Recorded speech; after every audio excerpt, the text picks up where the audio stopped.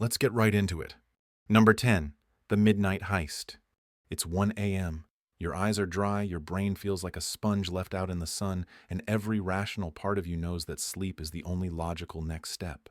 But there you are, phone in hand, bathed in the pale blue light of a glowing rectangle, scrolling through videos of a guy building a log cabin with his bare hands. This isn't just procrastination, it's an act of rebellion. Specifically, a rebellion against your own biology in a phenomenon called revenge bedtime procrastination. You feel like you didn't get enough me time during the day, so you decide to steal it from the night. The problem is, you're not stealing time from your boss or your responsibilities, you're robbing your future self. While you're watching that 10th video on how to restore a rusty axe, your body's cleanup crew is standing by with their brooms, waiting for you to pass out so they can get to work. Your brain needs this downtime to consolidate memories, basically sorting the day's information into keep and delete piles. Your cells need it to repair the microscopic damage you inflicted just by being alive, but nope, you've locked them out. Instead of your body winding down and producing melatonin, the sleep hormone, you're blasting your eyeballs with light, which tells your brain, emergency, the sun is still here. Stay alert. Your stress hormone cortisol, which should be at its lowest, gets a little jolt. You're essentially performing a heist on your own wellness, stealing energy, focus, and cognitive function from tomorrow. And the trophy for this grand caper? The vague memory of a meme you barely even laughed at. Number 9, desert mode. The human body is about 60% water. This is a hilarious fact when you consider most of us operate on about 20% water, 40% caffeine, and 40% pure, unfiltered spite. You know you need water, but that coffee just looks so much more productive.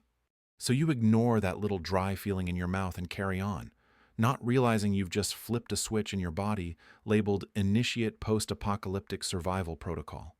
Your poor cells are basically tiny, shriveled raisins screaming for a drop of relief. When you're dehydrated, your brain literally shrinks. That's not an exaggeration. It temporarily pulls away from your skull. This is why you get a headache and why your thinking becomes foggy, as if your internal Wi-Fi just dropped to 1 bar. Your heart has to work overtime, pumping what is essentially sludge through your veins because your blood has thickened. Your mood tanks, you get tired, and your skin starts looking like old parchment. You've created a full-body drought. Most people think you only need to drink when you feel thirsty, but by that point, your body is already in the red zone. Thirst is not a polite suggestion, it's a biological panic alarm. You're not just a little thirsty, you're actively choosing to turn your internal ecosystem into a barren wasteland. Basically, you're terraforming yourself into Mars, one forgotten glass of water at a time. Number 8, the Sugar Pact. That innocent-looking soda isn't just a drink, it's a contract. When you crack it open, you're signing a deal with your own biology. The terms are simple. In exchange for about 5 minutes of fizzy, sweet joy for your taste buds, you agree to let a tiny, sugary gremlin run wild inside your body and set fire to things. The initial rush feels great. Your brain's reward center lights up like a Christmas tree, and for a fleeting moment, all is right with the world. This is the honeymoon phase of the pact. But then comes the crash. Your pancreas, seeing the tidal wave of sugar flooding your bloodstream, panics and deploys a massive army of insulin to deal with the threat. This insulin army is a little too effective. It grabs all the sugar and shoves it into storage so aggressively that your blood sugar plummets, leaving you tired, irritable, and weirdly hungry for, you guessed it, more sugar. This is the sugar roller coaster, and the company that owns it wants you to ride it all day long. Over time, this isn't just about feeling sleepy in the afternoon. This constant state of emergency causes inflammation, which is basically your body's internal alarm system being stuck on scream. It messes with your hormones, contributes to breakouts, and even damages the collagen that keeps your skin looking youthful. You're essentially paying for a moment of pleasure with a long-term installment plan of cellular chaos. The pact is signed with every bite, and the fine print is written in fatigue. Number 7, the Gravity Fetish. Humans are built to move. Our bodies are masterpieces of engineering designed for walking, running, climbing, and hunting. So, naturally, we invented the office chair and decided to spend 8 to 10 hours a day pretending to be potted plants. We sit to work, sit to eat, sit to drive, and then sit to watch TV to recover from all the sitting. It's not a lifestyle. It's a long-term, committed relationship with inertia. When you sit for extended periods, you're sending a very clear message to your body. we've given up. Your metabolism, the engine that burns calories, immediately slows to a crawl. The large muscles in your legs and glutes, which are crucial for stability and power, basically file for unemployment. This leads to a real condition called gluteal amnesia, where your butt muscles literally forget how to fire properly. Your spine, which is supposed to be a graceful S-curve, compresses under your weight like an old accordion, leading to the classic shrimp posture of the modern office worker. Your circulation slows down, allowing blood to pool in your legs, which is just as pleasant as it sounds. You're essentially creating a traffic jam in your own cardiovascular system. You might think you're just resting, but what you're really doing is practicing for old age. You've developed a strange fetish for gravity, letting it crush you slowly into a question mark-shaped human. It's not just laziness, it's a slow-motion surrender to the forces you were built to defy. Number 6. The anxiety buffet. Your phone knows a dirty little secret about your brain. Your ancient survival instincts are incredibly dumb. Your brain is a piece of hardware designed tens of thousands of years ago to keep you safe from things like saber-toothed tigers and rival tribes. Its primary function is to scan the horizon for threats. The problem is your horizon is now a screen with infinite scrolling, and the threats are no longer a single tiger, but a 24/7 news cycle of war, plague, economic collapse, and celebrity gossip. This is called doom scrolling. You tell yourself you're staying informed, but what you're really doing is intentionally feeding the most primitive, panicked part of your brain, the amygdala. Every terrifying headline, every angry comment, every tragic story is another scoop of high-fructose corn syrup for your anxiety. Your brain doesn't distinguish between a threat you're reading about and a threat that's actually in the room with you. It just sees danger and floods your system with cortisol and adrenaline, putting you in a low-grade, perpetual state of fight or flight. You just keep scrolling, hunting for that one piece of information that will make you feel in control, but it never comes. The algorithm is designed to keep you hooked by showing you more of what you engage with, so your fear is rewarded with more things to be afraid of.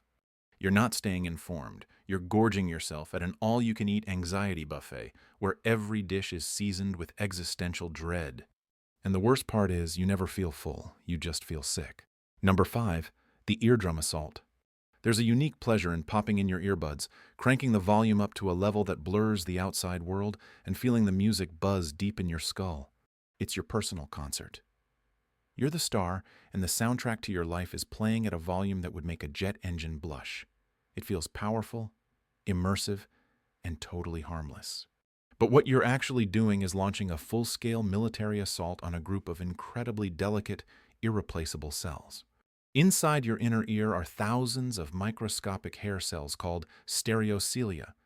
These aren't like the hairs on your head. They're delicate nerve endings that dance to the vibration of sound waves, translating them into signals your brain can understand. When you blast music at full volume, the sound waves turn from a gentle breeze into a sonic hurricane. These tiny hair cells are flattened, twisted, and permanently damaged by the sheer force.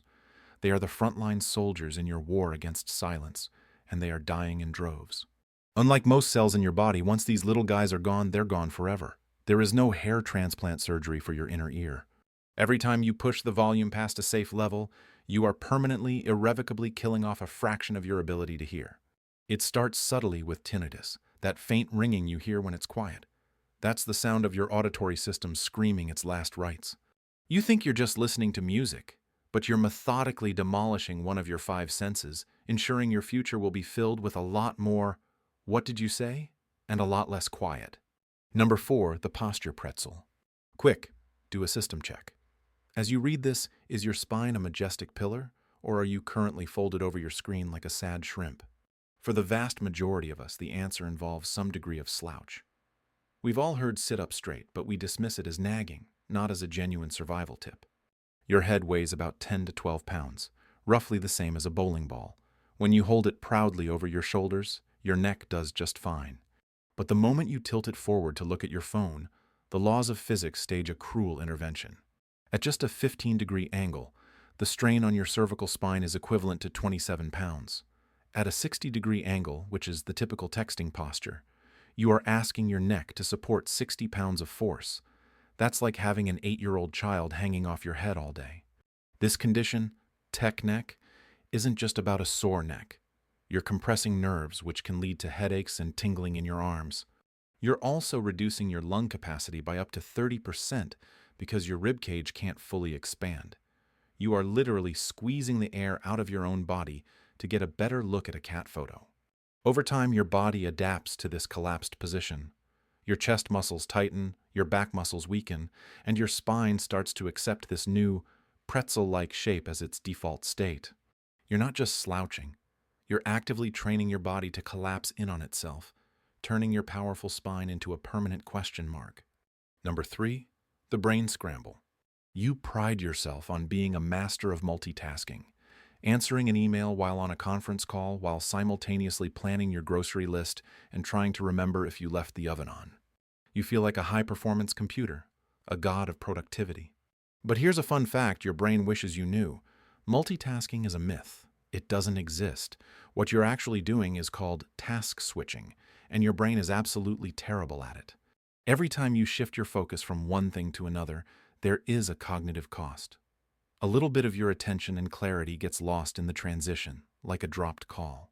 It feels efficient, but neurologically, you're forcing your brain to perform a series of frantic mental gymnastics. Instead of moving forward on one path, you're just rapidly jumping between 5 different paths, getting nowhere fast. Studies have shown that trying to multitask can temporarily lower your IQ more than being sleep-deprived. This constant switching also floods your brain with the stress hormone cortisol. You're creating a feedback loop of distraction and anxiety, making it harder to focus on any single task. You think you're a Swiss Army knife of efficiency, but in reality, you're just a frantic squirrel in a traffic jam, getting nothing done effectively and wearing down your mental gears in the process.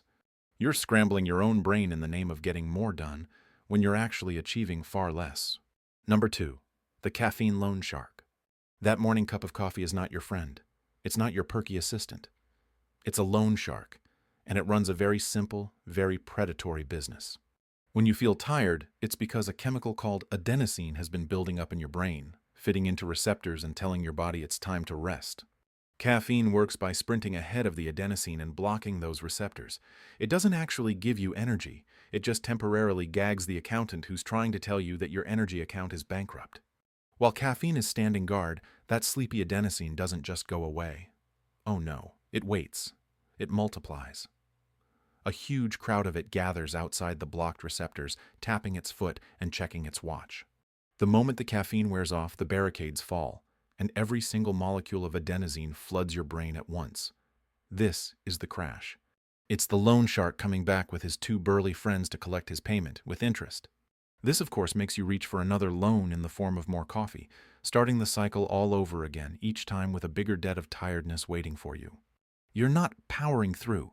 You're taking out a high-interest energy loan from your future self. And like any good loan shark, the caffeine always gets its payment, leaving you far more exhausted than when you started. Number 1, the check engine light. If the check engine light came on in your car, you'd probably do something about it. You'd at least feel a flicker of anxiety, knowing that ignoring it could lead to a catastrophic failure. Yet, when your body's check engine light comes on, you perform a strange ritual. You put a piece of black tape over it and hope the problem resolves itself. Your body's check engine lights are things like chronic headaches, persistent fatigue, that weird pain in your back that never goes away, or that constant feeling of low-grade dread.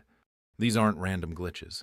They are carefully crafted data points, urgent emails from your operating system telling you that something is fundamentally wrong. But we treat these signals as inconveniences. We pop a painkiller, chug an energy drink, and push through, treating our own bodies with less respect than we would a 5-year-old laptop. Stress isn't just a feeling, it's a cascade of corrosive hormones. Pain is your nervous system screaming for a change. Exhaustion is your body's power supply flashing a critical 1% warning. This is the single most dangerous everyday suicide attempt of them all, because it enables all the others. It's the core belief that you are a machine that can run on willpower alone, ignoring all warning signs until the moment you break down on the side of the highway. You only get one body, and ignoring its desperate signals is the ultimate act of self-sabotage. That's all for today. I'll be making similar videos in the future. Subscribe to see them.